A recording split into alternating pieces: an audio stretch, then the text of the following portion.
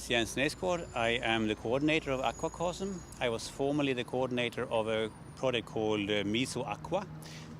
They are both on Mesocosm structures, which is experimental facilities that works with entire ecosystems. And what is unique with our new facility is that we are combining marine and freshwater. That was formerly never possible. Now the European Union, the Commission, opened for the possibility of doing this. So we now are integrating these experimental facilities in rivers, lakes, estuaries and the ocean. And as such, we are a unique facility because we are the only facility actually in the world that is having these kind of facilities in all these environments, and we are covering from the Arctic to the Mediterranean. So we are basically covering all the European types of water ecosystems.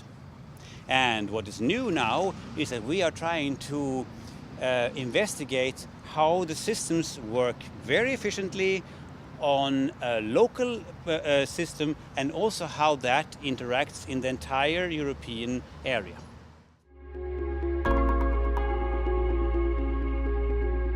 One of the few systems of facilities that actually are able to forecast what will happen if different effects happens in our nature, which is very important, for instance, for how do you manage something when you know what could happen in future. It's much easier to manage a freshwater or a marine system than if you have no idea how the ecosystem will actually react to a specific stressor.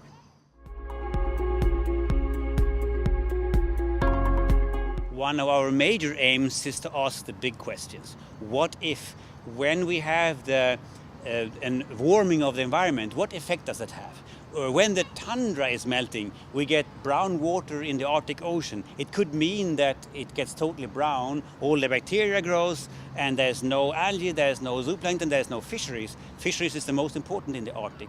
But we have done experiments showing that when you have this effect, you get bacteria and you get another zooplankton type that still can be eaten by the fish. So it was a case when we can show that although it was a projected enormous catastrophe, we think the effect will be less drastic. So we can show, sometimes we can show that things are maybe not so dangerous as we thought, but sometimes we can also show that things might be much more alarming.